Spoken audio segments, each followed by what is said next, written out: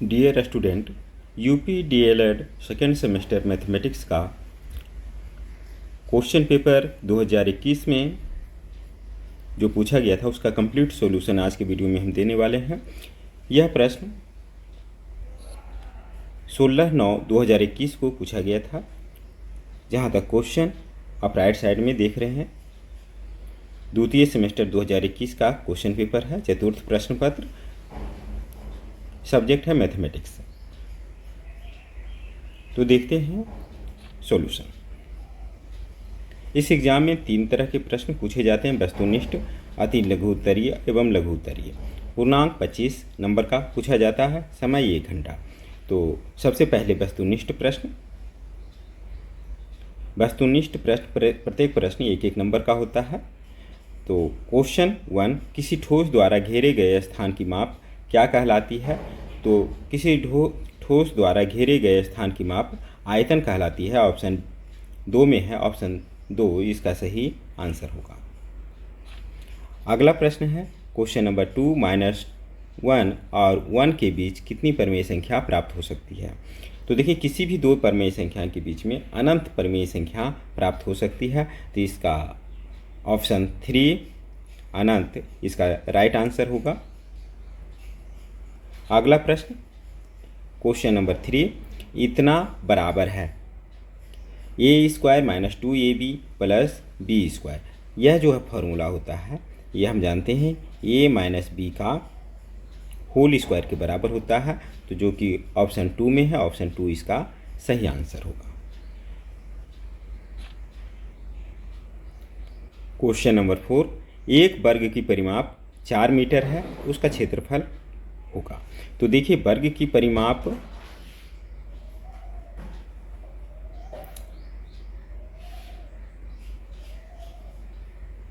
यहाँ पर दिया हुआ है 4 मीटर। वर्ग के परिमाप बराबर हम जानते हैं 4 गुने भुजा होता है।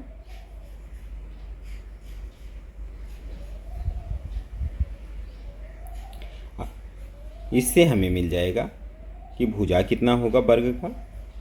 4 को तो दूसरी तरफ ले जाएंगे तो डिवाइड, यानी कि 1 मीटर उसका भुजा होगा। तो अब उसका क्षेत्रफल निकालना है। तो वर्ग का क्षेत्रफल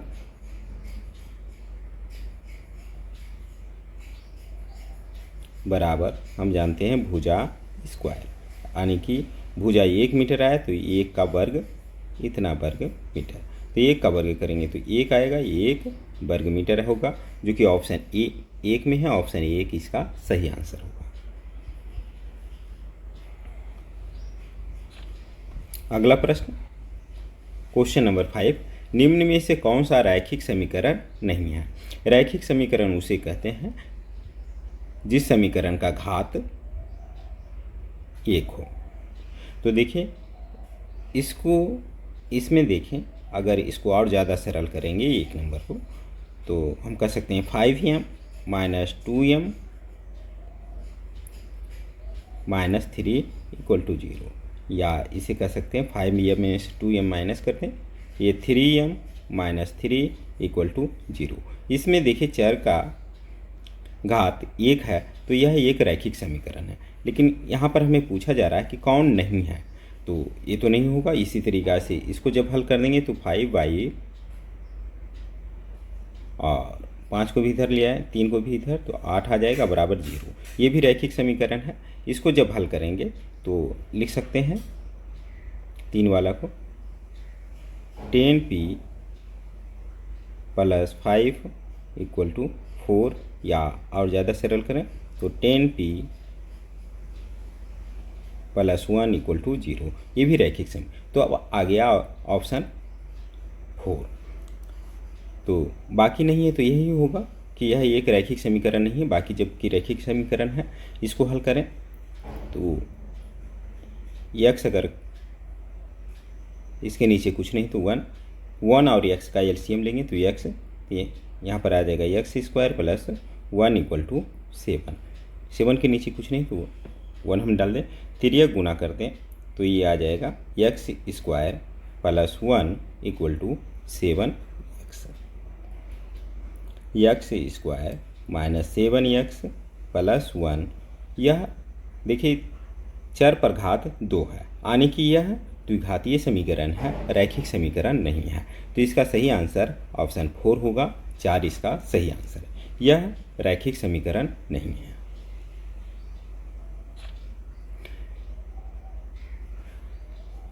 वस्तुनिष्ठ प्रश्न समाप्त हो गए। अब अति लघु उत्तरीय प्रश्न। इसमें भी प्रत्येक प्रश्न का मान 1-1 नंबर का है, लेकिन इसे आपको बनाना है, हल करना है। तो कैसे बनाएंगे? क्वेश्चन नंबर 6, इसको लिखेंगे हल। इतना को संख्या रेखा पर प्रदर्शित कीजिए।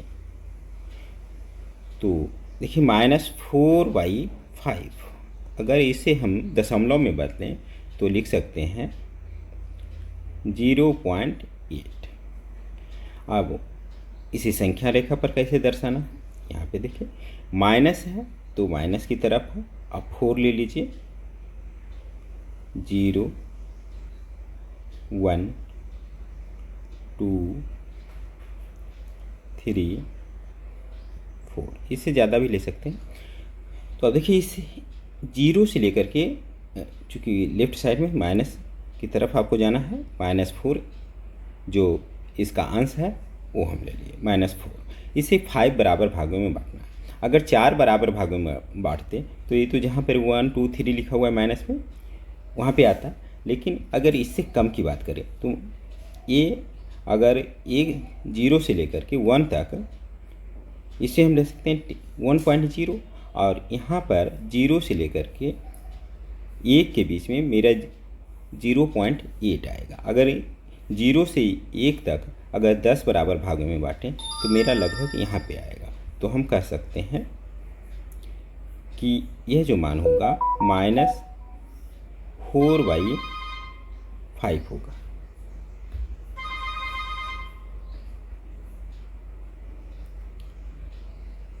ठीक, तो इस तरीक़ा से इसका हल निकालना है।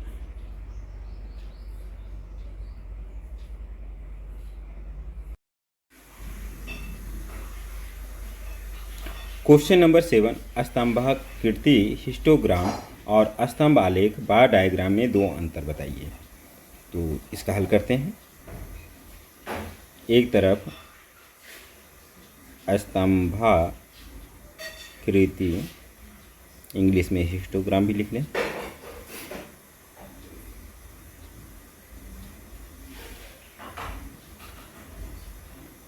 स्तंभ आलेख बार डायग्राम।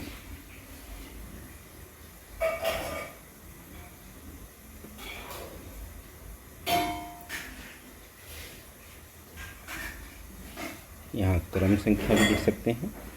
एक में दोनों तरफ एक ग्राफ खींच दीजिए कि स्तंभाकृति की कैसा होता है, स्तंभ आलेख कैसा होता है। तो 2 हमारे पास इधर कुछ लेना पड़ता है, इधर x डाटा, y डाटा, और इसमें जो हमें मिलेंगे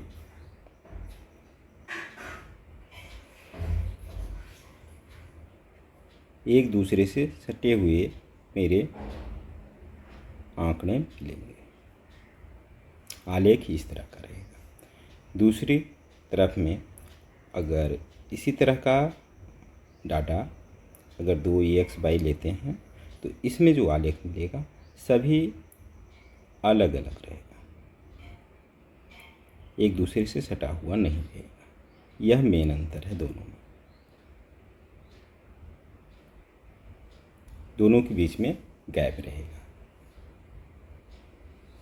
ठीक, तो दूसरा इसी को आप लिख सकते हैं, सभी सलाखें एक दूसरे से सटी इसमें होती है हिस्टोग्राम में।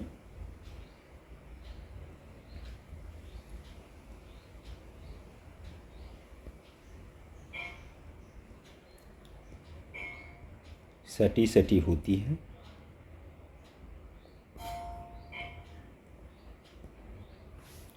इसमें सभी सलाखें अलग अलग होती हैं।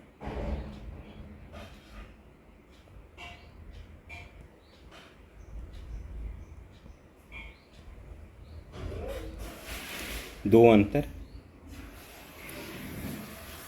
बढ़ते हैं अगले प्रश्न की तरफ। क्वेश्चन नंबर 8, इतना का मौस निकालिए। तो हल करते हैं। पहला व्यंजक है x² माइनस x, इसे हम लिख सकते हैं x, अगर कॉमन ले लें तो x माइनस 1। फिर दूसरा व्यंजक है x³ plus x² plus x।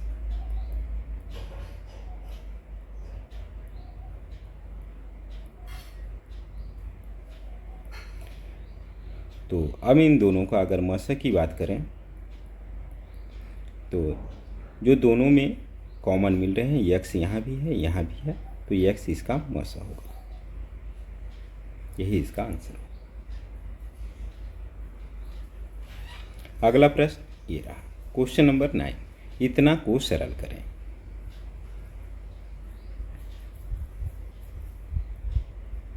पहले प्रश्न में जो व्यंजक है उसको लिख लेते हैं। 3x³ into 4x/3। यहाँ पर डिवाइड का सिंबल है 6x²। तो सबसे पहले ब्रैकेट का काम करेंगे। इन दोनों को जब गुना करेंगे तो ये आ जाएगा, नंबर को नंबर से गुना कीजिए, 3 × 4 12x3 और यहाँ पर 1, तो ये आ जाएगा 4 और y पर पावर 3 and 3 6।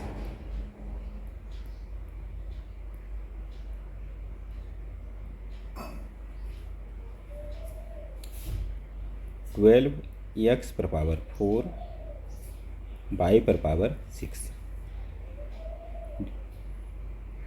डिवाइड है तो नीचे लिख सकते 6x²y। तो यहाँ पे 2, इसे हम लिख सकते हैं 2 और x पर पावर 4 और x पर पावर 2। अगर डिवाइड करेंगे तो ये क्या हो जाएगा, नीचे वाला माइनस में, यानी x पर पावर 4 माइनस 2, तो डेट इज 2।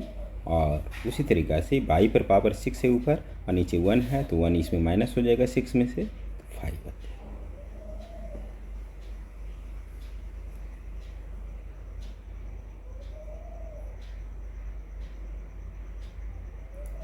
तो इतना इसका आंसर होगा।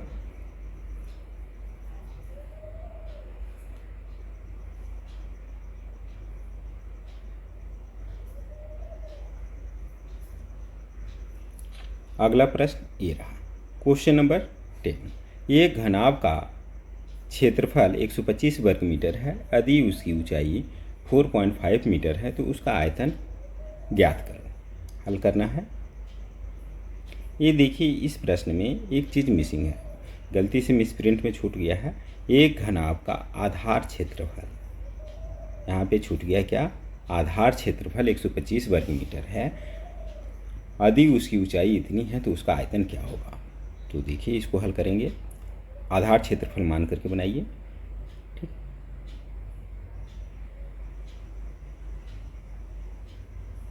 घनाभ का आधार क्षेत्रफल बराबर 125 वर्ग मीटर। घनाभ का आधार क्षेत्रफल जो बराबर होता है, ये होता है लंबाई गुने चौड़ाई के। तो इतना बराबर कह रहा है 125 वर्ग मीटर, और दिया हुआ है कि घनाभ की ऊंचाई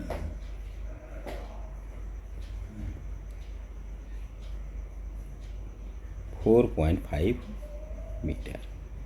हमें निकालना है घनाभ का आयतन, इसलिए घनाभ का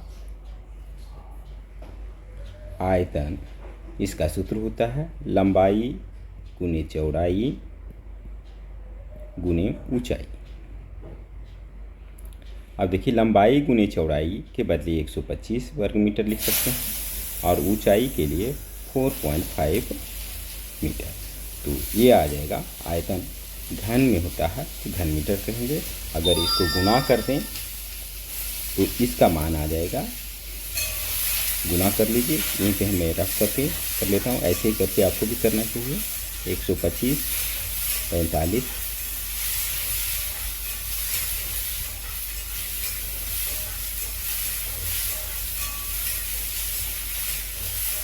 ये आ जाएगा 5 2 6, एक अंक के पहले दशमलव लगेगा, यानी कि 562.5 घन मीटर इसका आंसर है।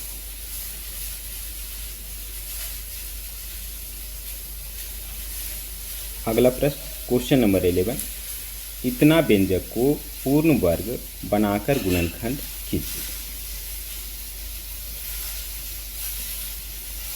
सबसे पहले दिया गया व्यंजक हम लिखें x² माइनस 4x माइनस 5।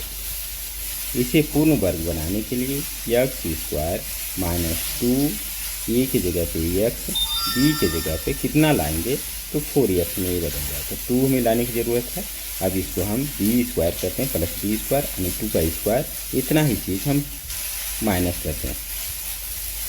तो ये आ गया चीज़ यहाँ से यहाँ तक। अभी तक हम सिर्फ 4x लिखे हैं, अब इसके आगे 5x, 5 जो बचा हुआ है वो लिख देंगे। तो आप देखिए अब क्या करना है, यहाँ से यहाँ तक ये हम मेरा फार्मूला पे आ गया।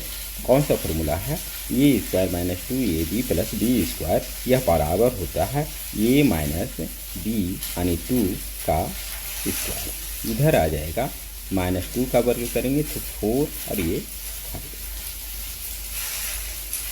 तो ये आ जाएगा x माइनस 2 का स्क्वायर, ये -9 हो जाएगा। इसे हम लिख सकते हैं x² माइनस 2 का स्क्वायर और 9 को हम लिख सकते हैं 3 का स्क्वायर। तो देखिए ये स्क्वायर माइनस बी स्क्वायर के फार्मूला पर, तो यह जो बराबर होता है a प्लस बी यानी x माइनस 2 प्लस 3 इंटू ए माइनस बी यानी x, सॉरी यहाँ पर स्क्वायर नहीं, गलती से गया था, x माइनस 2 माइनस 3। तो इसे आप सरल करते हैं तो ये आ जाएगा x plus 1 into x minus 5, यही इसका आंसर है।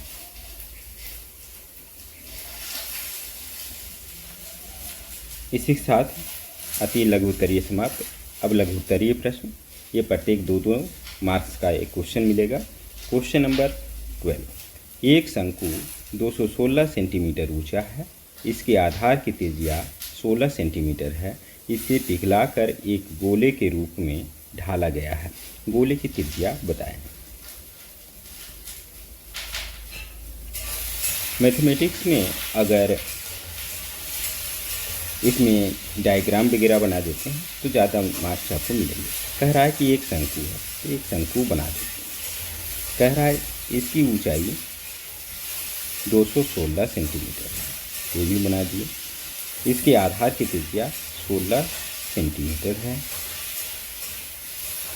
इसे पिघलाकर एक गोला बनाया गया। चलिए एक बगल में गोला भी बना दिए, तो गोले के रूप में गोले की त्रिज्या बताइए। मान लीजिए त्रिज्या r है, तो हल करने के लिए माना गोले की त्रिज्या बराबर r। तो कह रहा है कि पिघलाकर जब बनाया गया है तो प्रश्नानुसार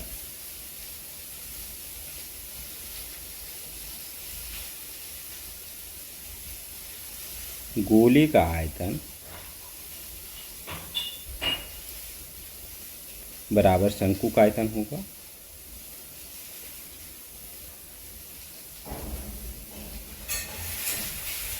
तो देखिए गोले का आयतन का सूत्र हम जानते हैं, ये होता है 4/3 पाई r। शंकु का आयतन का सूत्र 1/3 पाई r स्क्वायर यानी कि 16 का वर्ग गुने ऊंचाई 216। हल करते हैं ये 3 इसमें भी डिवाइड, 3 इसमें भी, पाई पाई कैंसिल करते हैं, तो यहाँ पर आर क्यू बराबर हम लिख सकते हैं 16 का वर्ग, यानी 16 गुने 16 गुने ऊपर 216। 4 को दूसरी तरफ लाएंगे, डिवाइड हो जाएगा,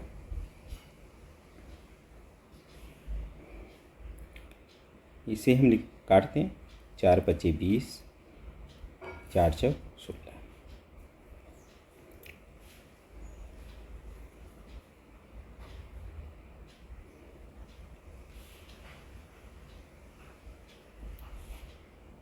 तो अगर इसे देखें तो हम लिख सकते हैं 16 को लिख सकते हैं 2 पर पावर 4, इसी तरीक़े से 2 पर पावर 4, और इसमें 54 को हम लिख सकते हैं 2 गुने 27, और 27 को 3 पर पावर 3 लिख सकते हैं। तो इतना बराबर हम देख सकते हैं कि ये आ जाएगा 2 पर पावर 4 4 8 1 9, और यहाँ पर 3 पर पावर 3।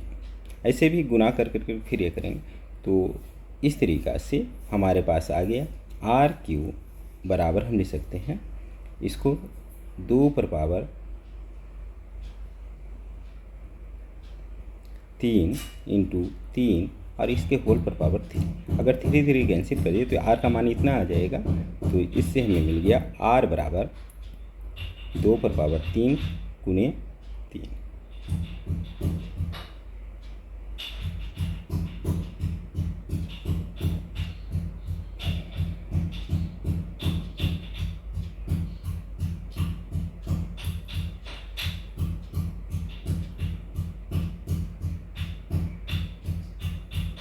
तो ये आ जाएगा 8 गुने 3, 8 दिया 24, और सभी सेंटीमीटर में है तो सेंटीमीटर आएगा। 24 सेंटीमीटर गोले की त्रिज्या होगा, यही इसका आंसर होगा।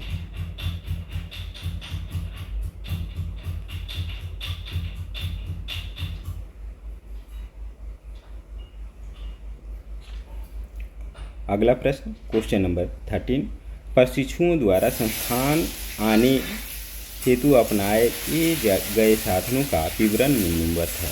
प्रशिक्षुओं की संख्या को पिक्टोग्राफ द्वारा प्रदर्शित कीजिए।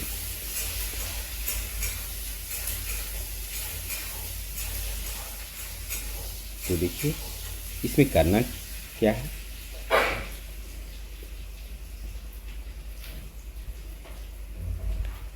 यातायात के साधन,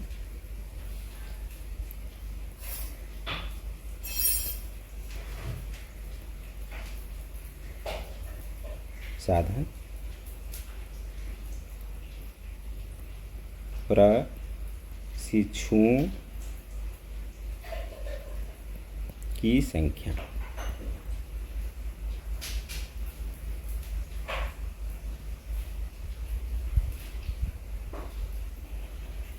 दो 4 1 5, 2 3 4 5। तो अभी देखिए सबका नाम लिख लीजिए, स्कूटर, ऑटो, पैदल,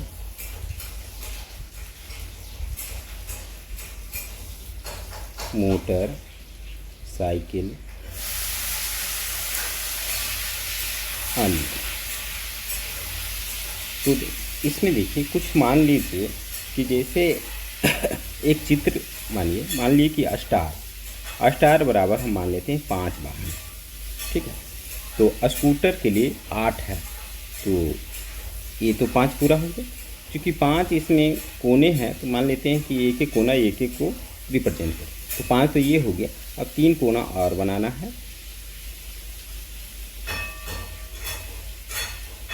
ऐसे कर दीजिए। अब हो गया, ये 8 को प्रदर्शित करेगा। फिर उसी तरीक़ा से अगर 9 बताना है तो 5 हो गया, और ये कोना छोड़ दीजिए, 9 को बता देगा। 18 बताना है, 5 10 15 और 3 वाला बना दीजिए।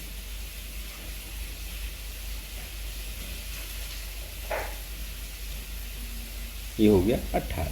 अगर 10 बताना है तो 2 सिर्फ स्टार बना दीजिए। तो इस तरीक़ा से कुछ भी आपको चित्रात्मक रूप में बताना है। 15 के लिए 3 बना देंगे, 5, 10, 15। ये हो गया पिक्टोग्राफ। तो ऐसा नहीं है स्टार ही लेना है, कुछ भी लेकर के आप बना सकते हैं, लेकिन ये हो गया कि चित्रात्मक रूप में इस संख्या को आप कैसे दर्शाएंगे, यही पिक्टोग्राफ है।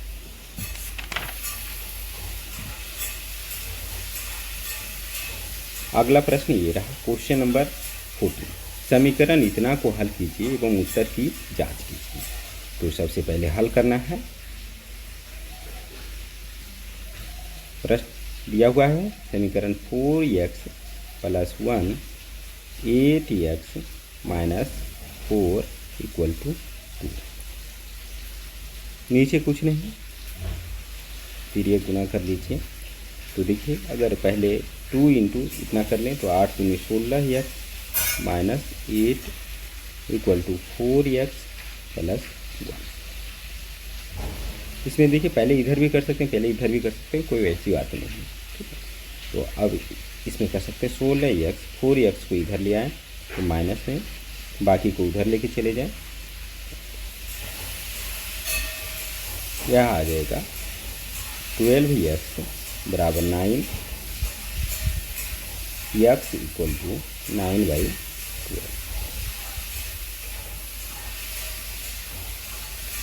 3/4।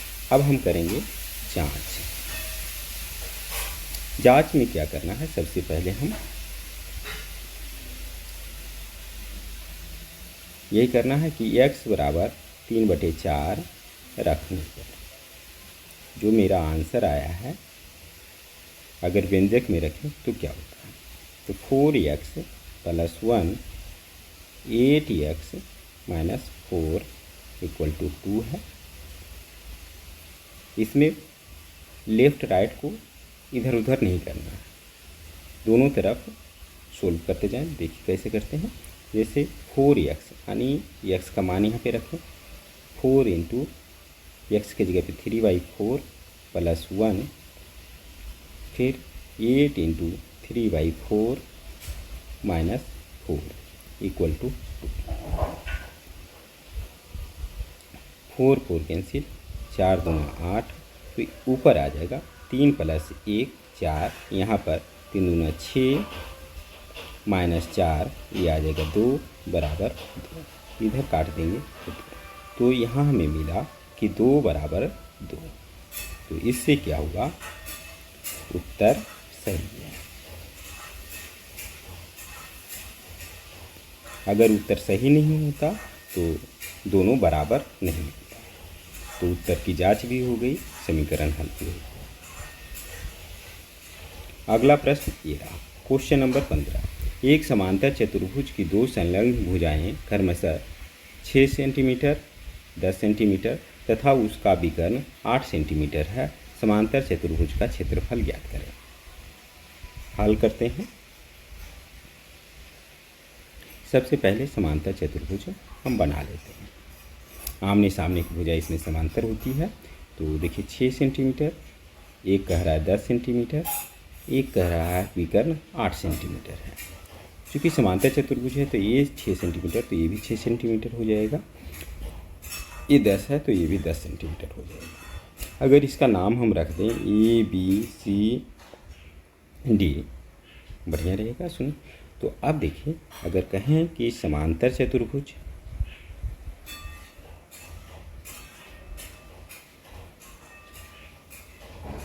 ABCD का क्षेत्रफल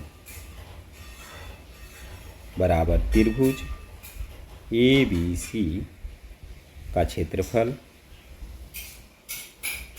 प्लस त्रिभुज ACD का क्षेत्रफल। अब से दोनों त्रिभुज में आप देखें कि इसमें भी भुजा 6 8 10 है, इसमें भी 6 8 10 है, तो दोनों त्रिभुज का क्षेत्रफल बराबर होगा। तो अगर हम निकालना चाहें कि त्रिभुज ABC में यस निकालना चाहिए, अर्ध परिमिति, तो क्या आ जाएगा। सबसे पहले भुजाओं का योग 6 + 10 + 8 / 2 यानी 8 6 24/2 यानी 12 सेंटीमीटर। तो इसका अगर एरिया हम निकालें त्रिभुज ABC का, तो फॉर्मूला है हीरो का सूत्र S into S minus A into S minus B into S minus C. 12 में से 6 घटा दीजिए, 6, 12 में से 10 घटाएं 2, 12 में से 8 घटाएं 4, इतना ही आएगा। तो ये देखिए 12 12 दून, तो 12 बाहर कर लें, 4 का वर्गमूल 2 होता है, इतना बाहर कर लें, तो इतना आ जाएगा सभी सेंटीमीटर में, तो वर्ग सेंटीमीटर यानी कि 24 वर्ग सेंटीमीटर एक का क्षेत्रफल आ गया। तो इसी तरीक़ा से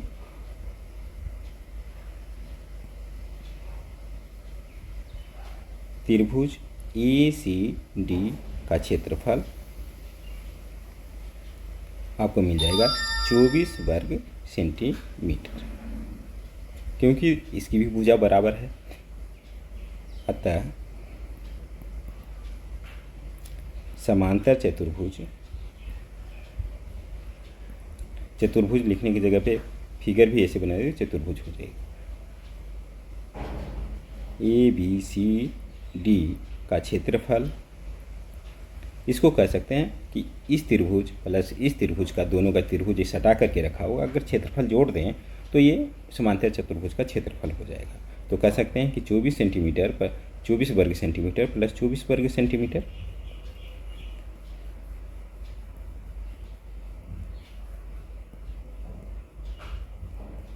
बराबर हो जाएगा 48 वर्ग सेंटीमीटर। यही इसका आंसर होगा। आशा है समझ में आ गया होगा। तो एग्जाम में इसी तरीक़ा से आपको बनाना है। अगला प्रश्न ये रहा, क्वेश्चन नंबर 16, इतना को सरल करो। सबसे पहले जो दिया गया व्यंजक है उसको लिखें, x plus 4y minus x minus 4y का होल क्यूब। देखिए इसका फार्मूला जो होता है a प्लस बी का होल क्यूब बराबर होता है a cube plus b cube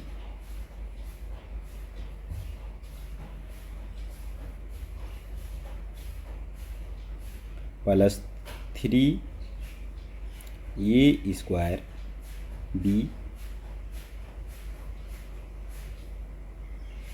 plus 3ab square. ठीक, तो ये पहला वाला का हो गया। चलो ब्रैकेट में रख लें, ज़्यादा अच्छा रहेगा। माइनस करना है दूसरा वाला का, जगह उधर नहीं है, इधर कर लें। तो a cube plus b cube, ये माइनस में है तो माइनस में ये आ जाएगा 4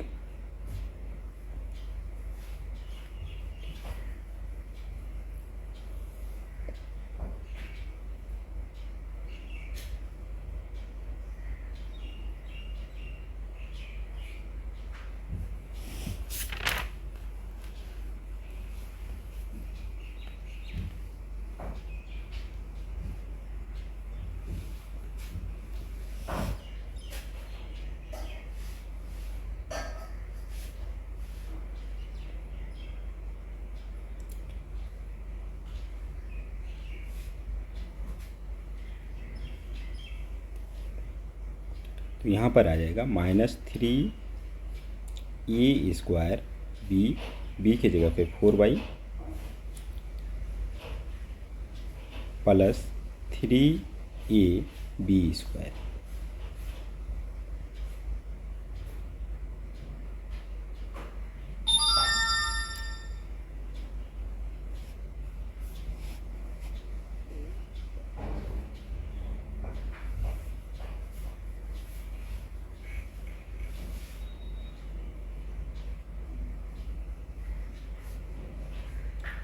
तो देखिए इसमें जब सरल करते हैं तो एक्स क्यू यहाँ पर आ जाएगा, 4 चौक 16, 16 चौके 64, बाई क्यू इसको करेंगे 4 तिया 12, x square by plus 12 x नहीं, यहाँ पे 4 चौक 16, 16 16 48, 48 एक्स बाई स्क्वायर। अब यहाँ पे देखिए एक बार और ब्रैकेट लगाएं, ज़्यादा अच्छा रहेगा। एक्स क्यू इसको जब करेंगे तो -64 बाई क्यू यहाँ पर आ जाएगा 4 तिया 12 एक्स स्क्वायर बाई, और यहाँ पर 4 चौक 16, 16 तिया 48 एक्स बाई स्क्वायर। अब देखिए x Q plus 64 by Q plus 12 x square by, अभी ज्यों का त्यों उतार रहे हैं एक्स बाई स्क्वायर। अब माइनस में करेंगे तो अंदर में जितना भी पद है सबका साइन चेंज हो जाएगा, तो minus x Q plus 64 by Q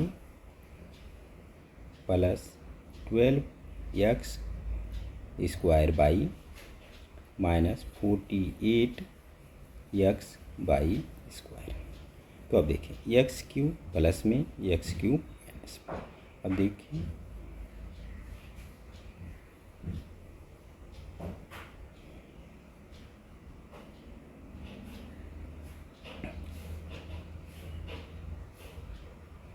यहाँ पे देखिए 48 एक्स बाई स्क्वायर प्लस में 48 एक्स बाई स्क्वायर माइनस में, तो अब क्या बच गया इतना 64 बाई क्यू, और यहाँ पर भी 64 बाई क्यू, तो 64 का दुगना हो जाएगा 128 बाई क्यू, और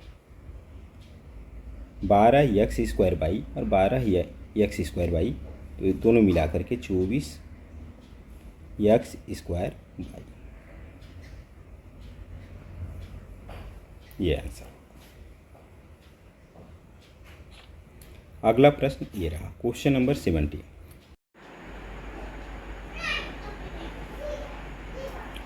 क्वेश्चन नंबर 17 लघु उत्तरीय प्रश्न है, 2 नंबर का। एक्स गुने बाई प्लस जेड बराबर एक्स गुने बाई प्लस एक्स गुने जेड को सत्यापित कीजिए, जहाँ एक्स का मान -2/7, बाई इक्वल टू 9/2, जेड बराबर 2/3 है। तो क्या करेंगे, हल। सबसे पहले जिसे सत्यापित करना है उस व्यंजक को रख लें, x into y plus z बराबर x into y plus x into z. मान भर दीजिए जो कि दिया हुआ है, एक्स बराबर -2/7 इंटू बाई की जगह पे 9/2, जेड की जगह पे 2/3 इक्वल टू एक्स की जगह पे -2/7, बाई की जगह पे 9/2 प्लस एक्स की जगह -2/7 इंटू जेड की जगह पे 2/3।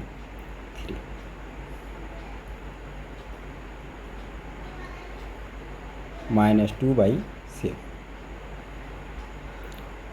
2 और 3 का एलसीएम लेंगे, ये आ जाएगा 6, 27 प्लस 4 इक्वल टू, यहाँ आ जाएगा 2 कैंसिल, अर्थात -9/7 प्लस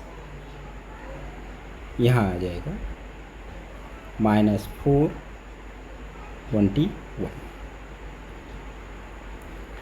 यहाँ -2/7 इंटू 6 ऊपर 27 प्लस 4, ये आ जाएगा 31, 2 3, यहाँ पर -1।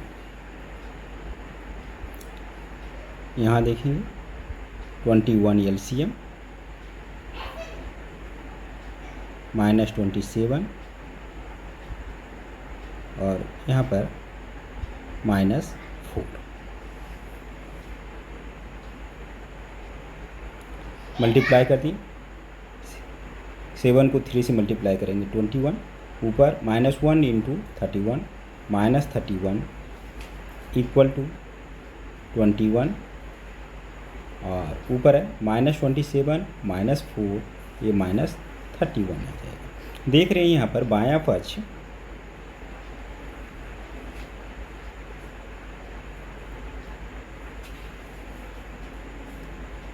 इक्वल टू दायां पक्ष,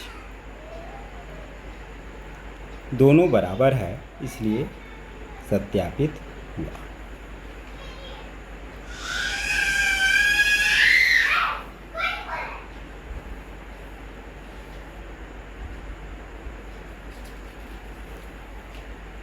और ये रहा अंतिम प्रश्न, क्वेश्चन नंबर 18।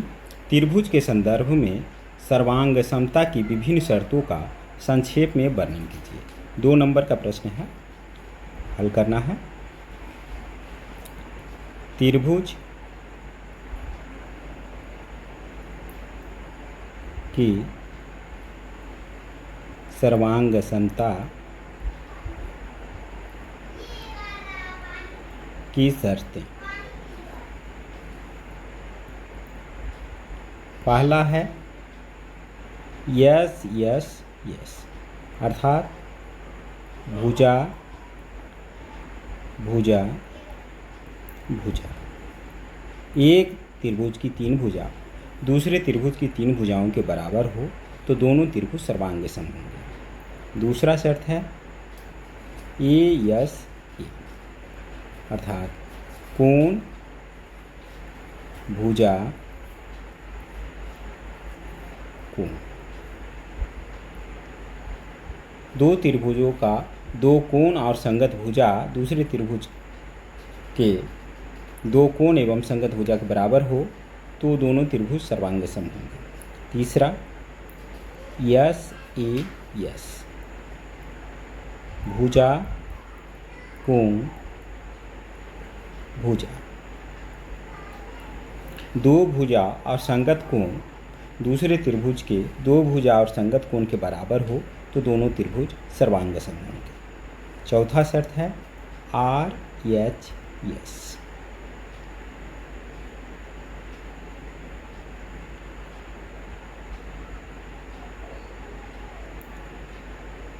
समकोण कर्ण